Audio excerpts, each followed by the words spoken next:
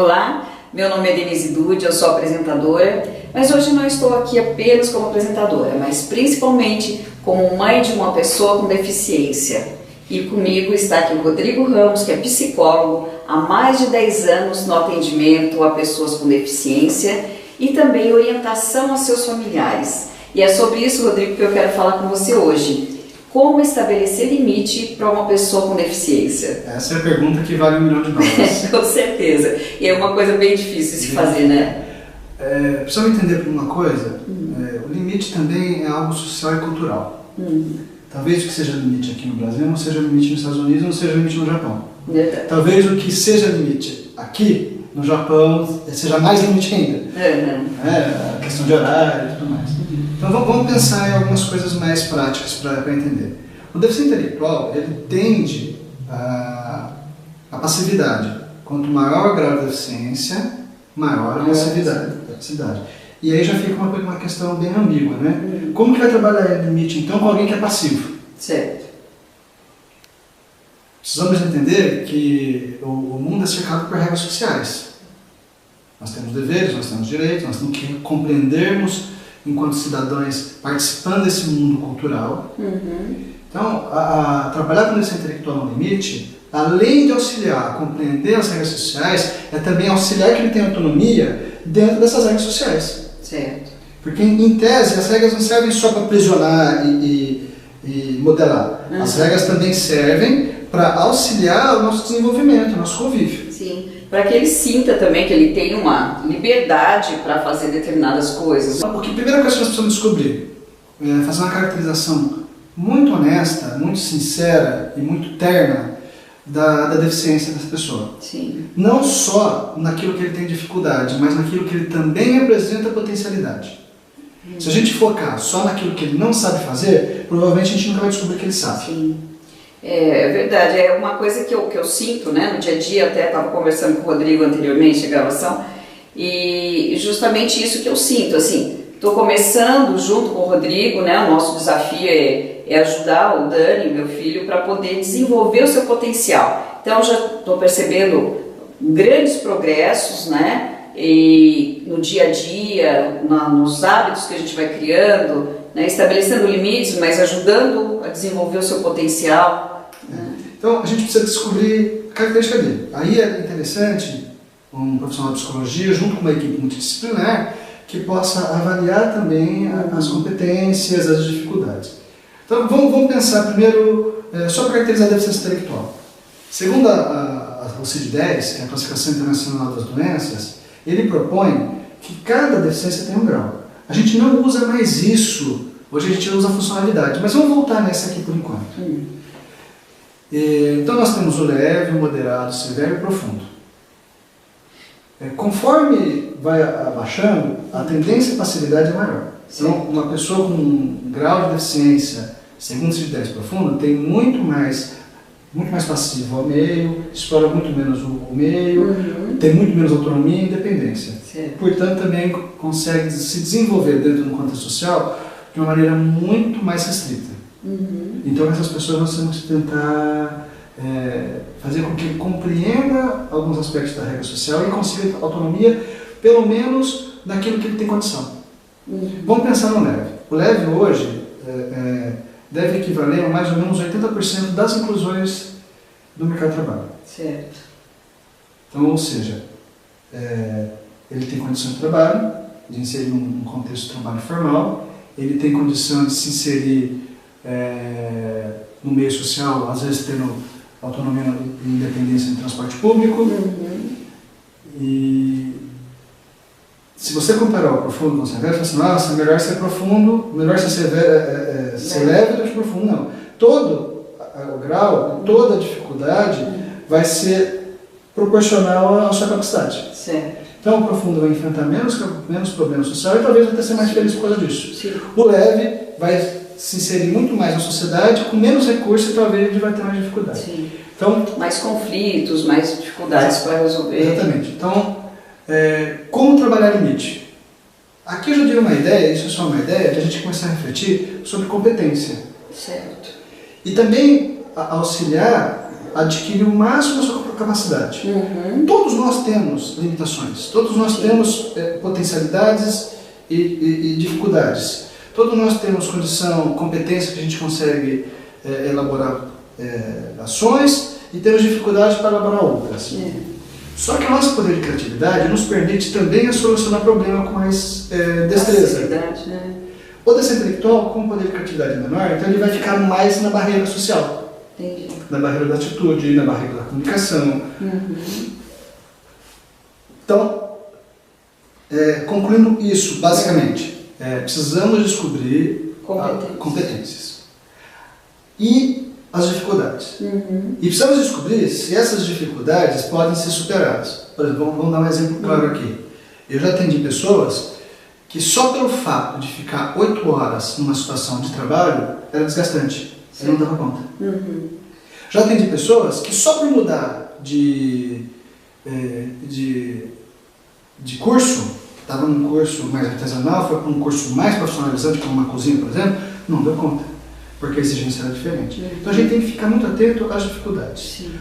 Outra coisa que provavelmente as famílias sempre me perguntam e gera muita angústia na família, então como trabalhar limite? Como proporcionar regra? Exatamente, tem que entender como que essa pessoa está se situando nesse momento cultural, quais são as dificuldades que ele tem apresentado e se ele tem condição de compreender isso. Infelizmente tem regras que são impostas. A gente não pode pegar nada de ninguém, porque isso é furto. Nós não podemos entrar no ônibus e não pagar. Essas regras tem algumas regras que não tem como burlar. Mas o que fazer então dentro de casa?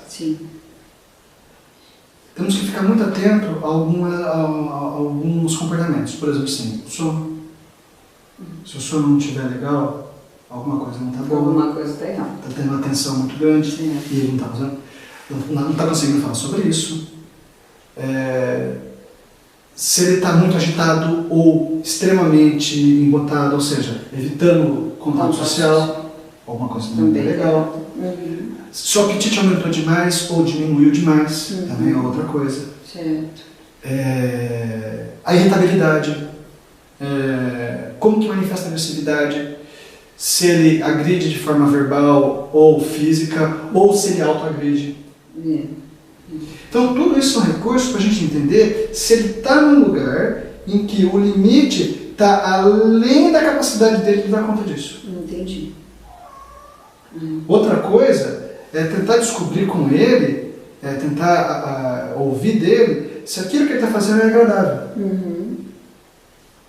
É importante entender uma coisa. Nem tudo pode ser visitado do ponto de vista disciplinar.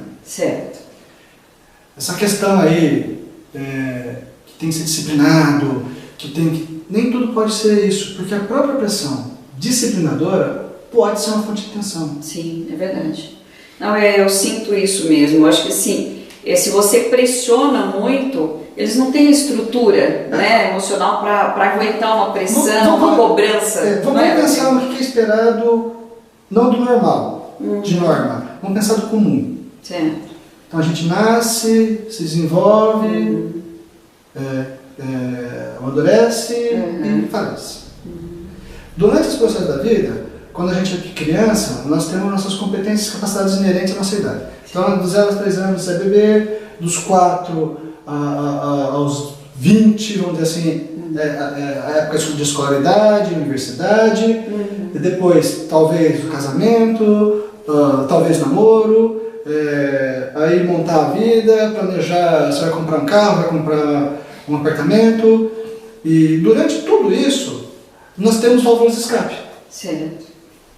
E eles não têm, Eles não conseguem buscar isso dentro de um contexto social.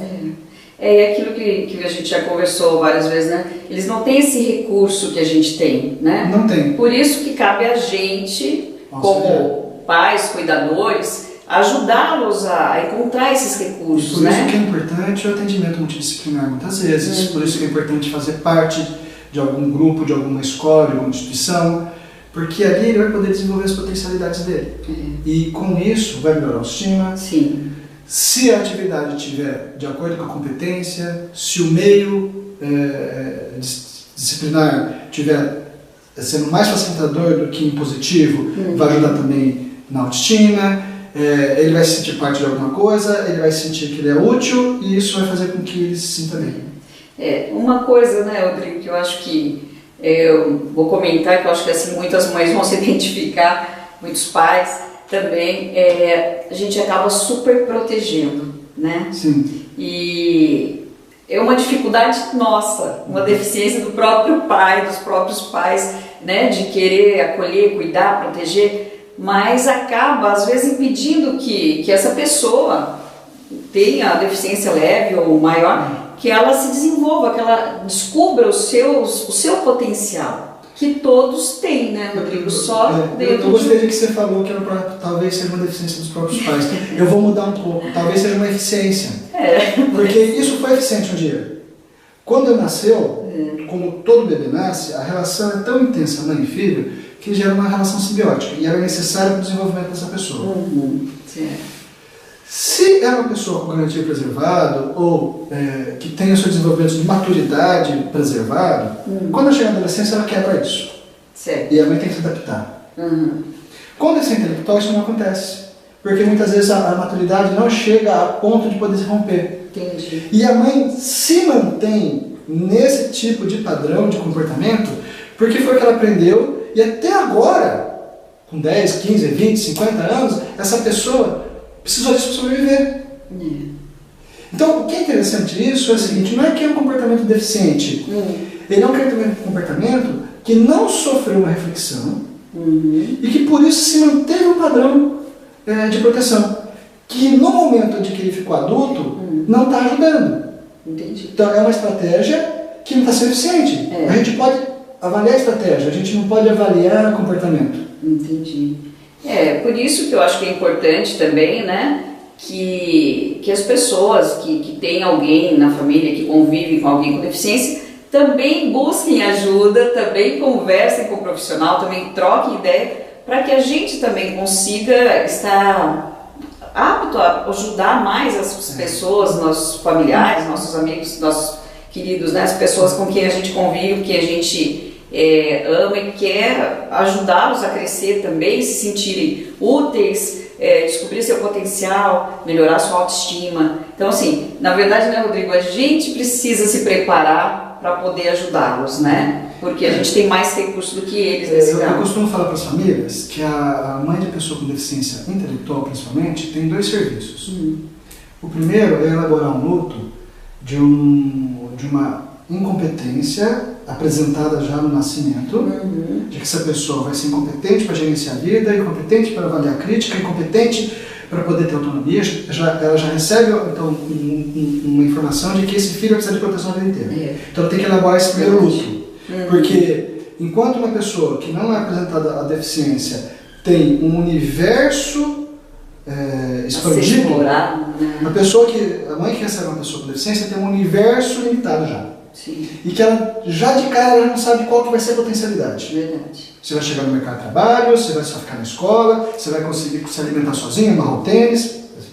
O segundo processo da mãe, ela teve que elaborar um luto e se adaptar a uma pessoa com deficiência que tem toda essa restrição social e por aspecto cognitivo. O segundo, ela tem que começar a descobrir as potencialidades e fazer com que essa pessoa desenvolva. Então é muito complicado. Estirar e apertar a corda e transforma isso numa situação de angústia. Quantas vezes a gente não chega assim, seu filho já pode dar dinheiro sozinho? Meu Deus do céu, como que vai dar dinheiro sozinho? Porque se habituou tanto a ter que proteger. Verdade. Que quando a possibilidade do desenvolvimento mais próximo da normalidade se apresenta, assusta. Assusta. Gera um medo muito porque grande. Porque o risco de acidente, o risco de alguma coisa, a própria vida é muito grande. Então nós temos, por isso que é interessante o amparo e a ideia da gente fazer esse bate-papo é começar a desmistificar a deficiência intelectual, principalmente, para que a deficiência intelectual encontre um lugar social que ela possa estar. Se a competência dela permite que ela chegue ao mercado de trabalho, que ela vai chegar ao mercado de trabalho. Mas se a competência dela que chegou ao mercado de trabalho não permite que ela namore, porque não faz parte da maturidade, ela não atingiu essa maturidade, ou não permite que ela ande sozinho, que também a gente ache recursos para que essa pessoa viva do mais autônomo possível. que não seja ditado pela sociedade ou o que tem que fazer ou não. Por isso que a questão disciplinar tem que se trabalhar de uma outra forma.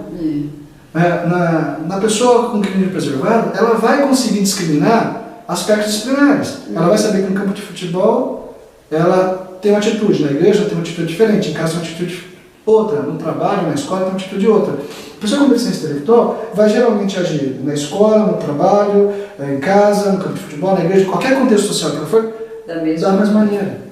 Acho que eu estou na batalha com um rapaz que atendo há algum tempo já no consultório, e pelo menos há bastante tempo mesmo. E estamos sentindo o fruto hoje, do entendimento do que significa amor. Entendi. Hoje. Depois de muitos anos de atendimento. Hoje, eu posso falar que ele está conseguindo compreender a terminologia namoro. Entendi. Que é também um aspecto bem difícil que a gente pode falar no próximo programa sobre a sexualidade.